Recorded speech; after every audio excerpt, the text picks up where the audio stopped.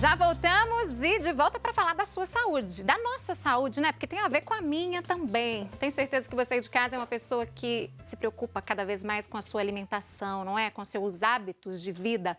E mesmo cuidando da sua saúde, do seu bem-estar, você ainda sente aquela sensação de fraqueza, gente, e aquele cansaço, dores pelo corpo, a memória que fica lenta de vez em quando, a gente esquece datas de aniversário, né? E aí leva aquele puxão de orelha. E aquele desânimo que bate também de vez em quando. Isso tudo pode ser pela falta de nutrientes no nosso corpo, viu?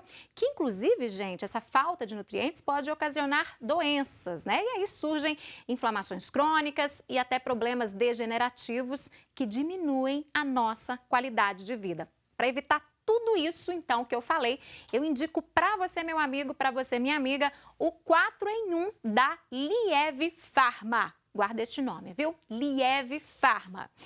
Isso porque este produto tem magnésio, fósforo, vitamina D3 e cálcio. E eles trabalham aí em conjunto, né? Como se fossem uma orquestra com vários instrumentos tocando a mesma música. E você sabe que se um estiver fora do ritmo, e aí fica tudo desafinado e vai ser aquela confusão. E com a nossa saúde não é diferente. Tudo tem que estar em perfeita sintonia para garantir a harmonia do nosso corpo, né? Então conheça você também os produtos da Lieve Farma, que vão garantir a sua qualidade de vida. 0800 887 9000 é o telefone. O 4 em 1 é 100% natural e com vitaminas essenciais para você ter de volta a sua saúde, a sua qualidade de vida. Combate osteoporose, dores, falta de energia, arritmia, falta de sono, memória fraca e muito mais. 0800 887 9000. Já liguei, já pedi o meu kit, quando chegar eu conto para vocês, viu? Vou repetir, para dar tempo de você anotar aí rapidinho, né, no seu caderninho, no seu bloquinho de anotações. 0800 887 9000 é o telefone da Lieve Farma. Agora nós vamos falar de um documentário, gente. Pois é, que aborda a história de pessoas que têm o sonho de trabalhar como árbitro de futebol e apitar jogos profissionais, viu? Um documentarista e a sua equipe percorreram vários campos, bairros diversos aqui da capital mineira e região metropolitana, acompanhando o dia a dia dos jogos e também treinamentos, né, para aprofundar aí em história sobre o processo de formação de árbitros da Federação Mineira de Futebol. E o documentário destaca também o universo feminino nos campos. As mulheres estão lá também, firmes e fortes, né, presentes aí nesse mundo do futebol. Para falar sobre este trabalho, sobre este documentário, eu recebo aqui hoje o Fábio Marcelino, o Fábio que é o produtor deste trabalho, e também o Leonardo Godinho, que é um dos árbitros que participou, né, deste trabalho, desta produção. Bom dia, sejam bem-vindos aqui ao Manhã da Piedade. Bom dia. Bom dia. Prazer imenso estar aqui com vocês hoje. E eu gostei tanto quando eu vi essa pauta, eu falei, gente, que legal conhecer um pouco desse ambiente, né, desse mundo dos árbitros de futebol. De onde veio essa ideia, Fábio? Como que surgiu a ideia de fazer esse trabalho? Assim, há um tempo atrás, eu atuava como jogador, né, de várzea, né? Joguei em alguns campos aqui de futebol de várzea de Belo Horizonte. E eu não tinha esse conhecimento de que o árbitro, para estar partidas profissionais, ele teria que passar por um período probatório nos campos de futebol de várzea para estar acessando jogos profissionais. Então, aí a minha ideia foi... eu fiz um levantamento, né, de como é que é o processo de formação de um árbitro, né? E aí eu entrei nesse universo e falei assim, não, o árbitro, o Godinho me falou uma vez que para um árbitro ele ter um bom desenvolvimento dentro do campo tem que passar despercebido. Nessa minha produção, não, o árbitro vai ser a figura central, ele vai ter que ser, as pessoas vão ter que conhecer o árbitro, né, como é o dia a dia dele, como é que faz para estar apto a estar apitando partidas profissionais. É uma figura essencial ali no jogo, né? Dentro de campo. Sem árbitro não tem futebol, né? Não tem como. Mas você participou desse documentário, né? Como é que foi feito esse convite para você? Eu tive o prazer de participar com o Fábio aí, e ao longo desse documentário acabou que nós viramos grandes amigos, sabe?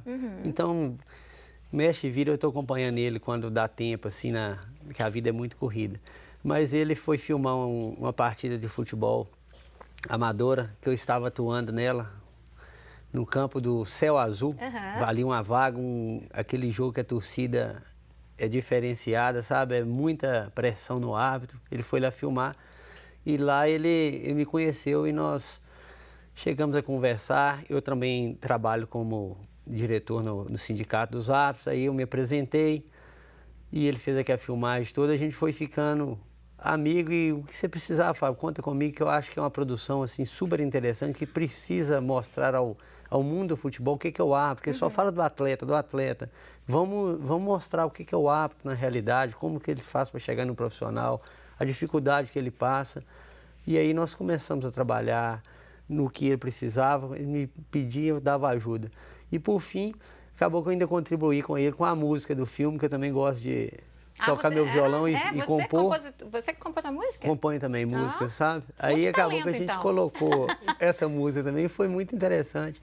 E deixa aberto, assim, o que precisar, o que tiver dúvida, alguém no mundo da arbitragem, a gente está à disposição, a gente está lá no Sindicato dos Árbitros para atender, dar informação para todo informações. Mundo, né?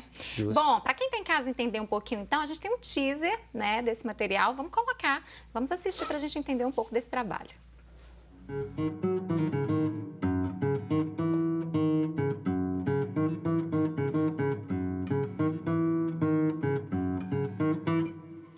Cômodo apertado, debruçado sobre a pia, miro a gota d'água que não vem.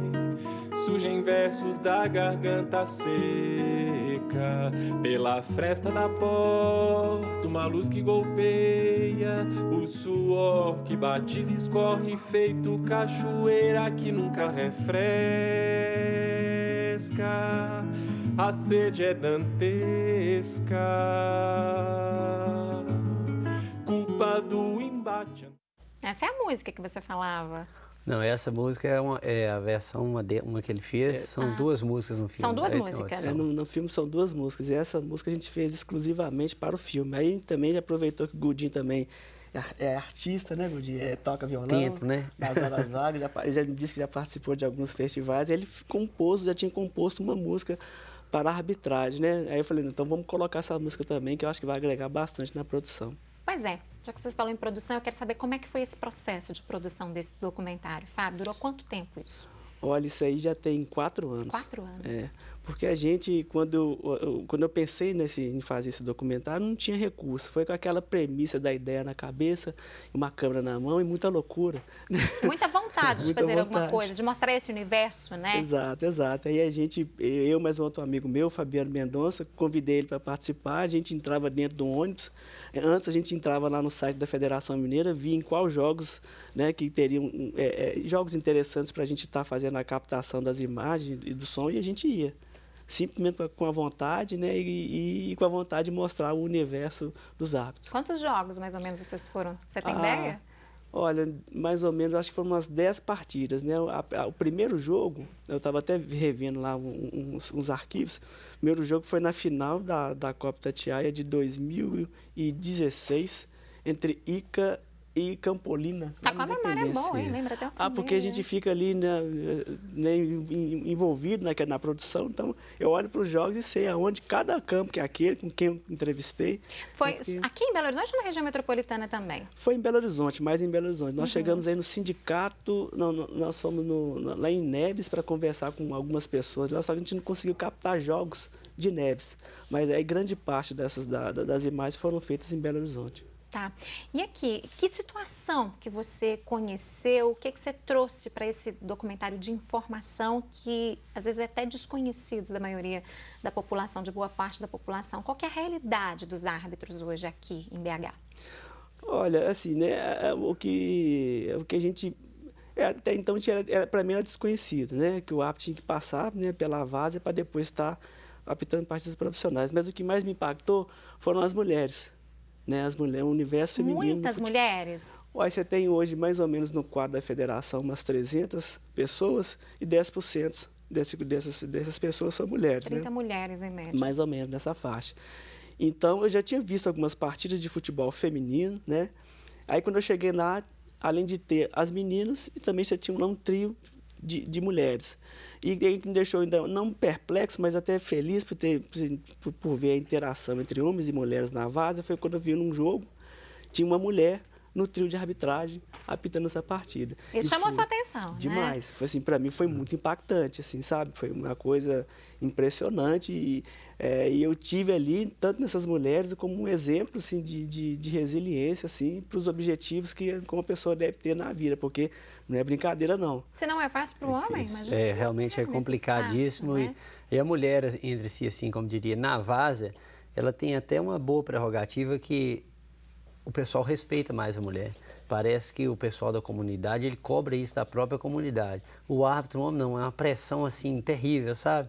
Ah, você não vai sair daqui hoje, você vai apanhar. Agora com a mulher já tem mais um respeito. Tem mais um respeito. Mulheres muito ocupando bacana. cada vez mais espaço, a gente sempre fala isso aqui no programa e agora na arbitragem também, né? Para você, como é que é? Há quanto tempo que você já está nessa área? Eu atuo em Belo Horizonte tem mais de 10 anos, mas eu sou do interior, então toda vida, como eu mexi com esporte, eu sou de Guanhães.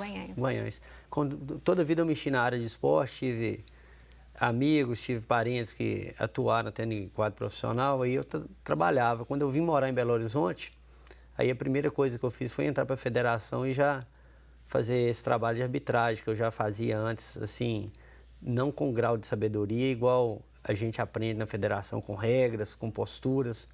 Aí já faz 10 anos que eu estou nesse mundo aí, mas não é fácil. Não é fácil, eu imagino. E quais são os principais desafios? Quais são as dificuldades hoje que esse profissional encontra no dia a dia? Eu diria o seguinte, você tem que ter uma força de vontade muito grande. Em uma turma onde se formam cerca de 35 a 40 árbitros, sobram no máximo 5 atuando. A primeira vez que um árbitro vai para o campo de futebol pode ser que seja a última vez dele.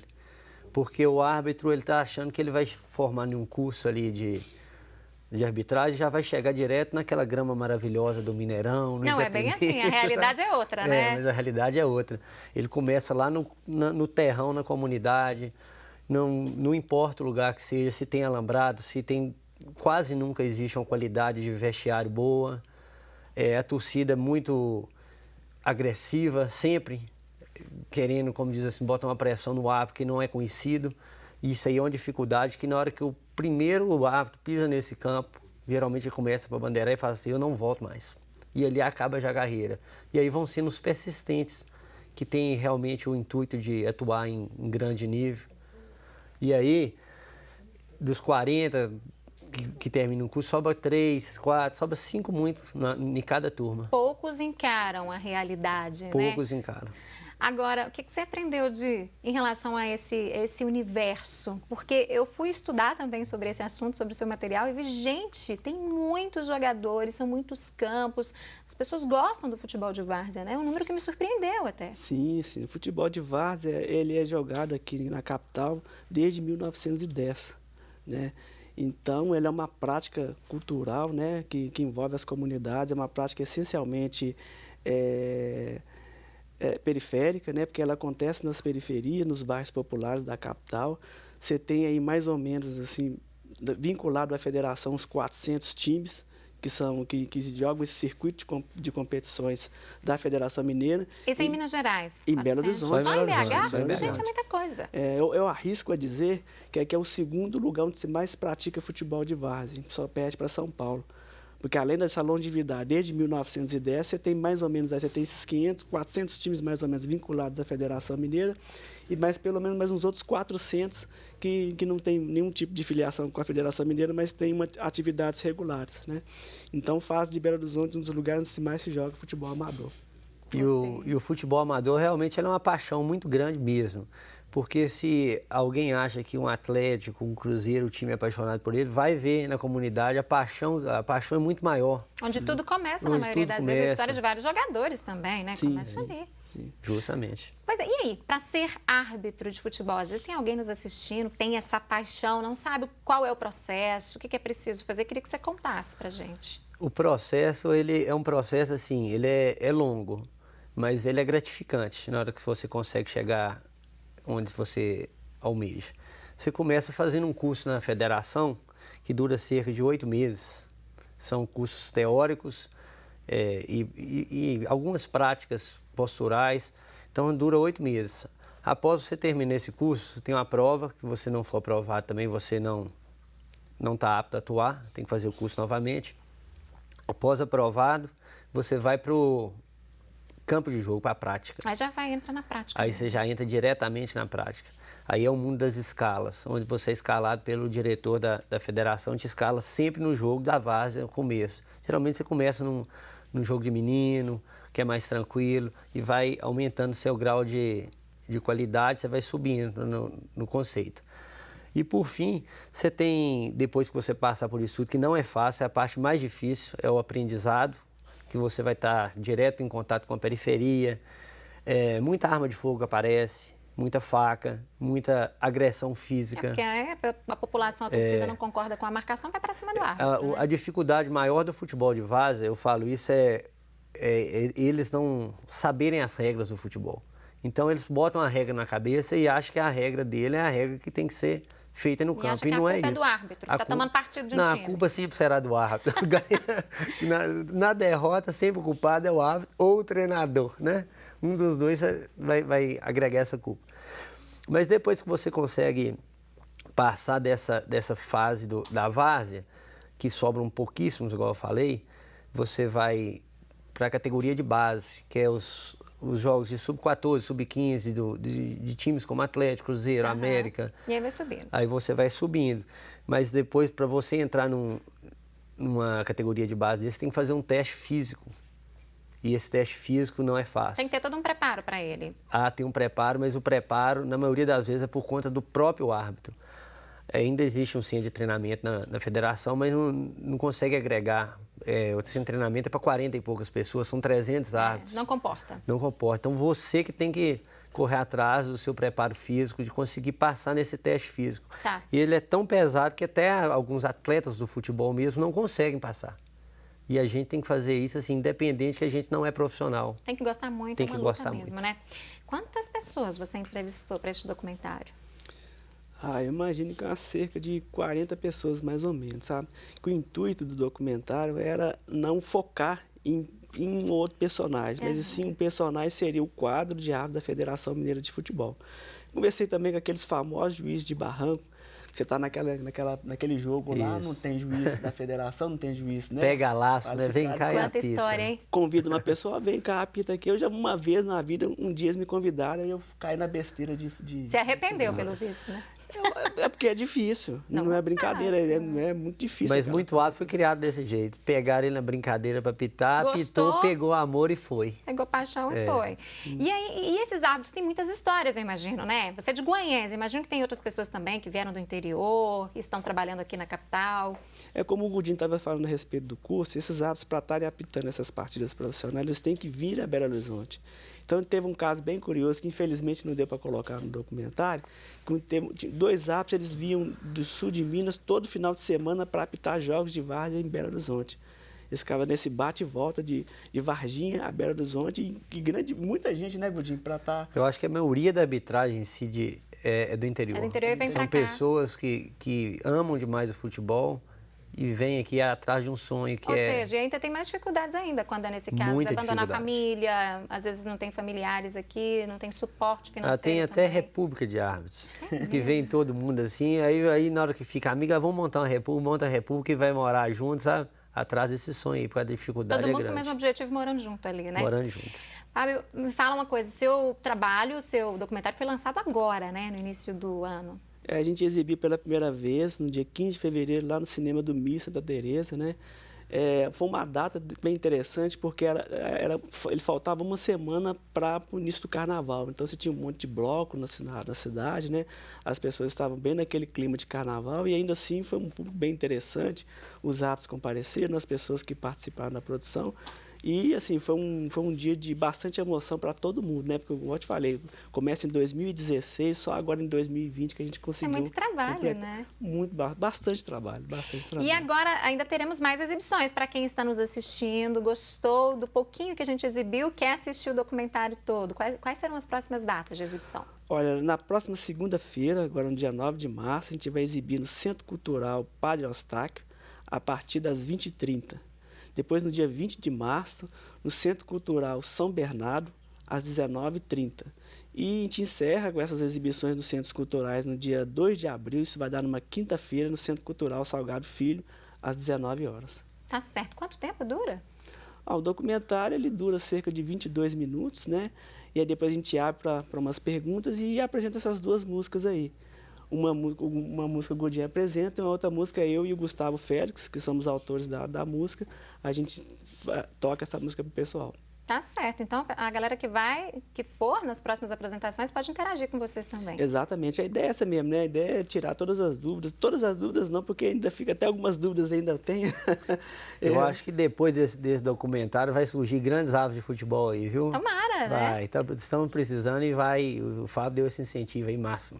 Tem algum contato rede social que as pessoas podem ter mais informações sobre esse documentário? Tem um Facebook, uma página no Facebook e no Instagram, que é Documentário na Marca da Cal. Tá aí na telinha para você. Documentário na Marca da Cal. Lá você coloca informações da época de produção. Isso. Fotos. Responde também o público. Respondo. É só chegar lá e mandar uma mensagem que a gente responde. Tá certo. Fábio, muito obrigada por ter vindo. Achei incrível o seu trabalho. Que bom que você teve essa iniciativa, né? De mostrar um pouco desse ambiente do dia a dia dos nossos árbitros. E volte mais vezes, viu?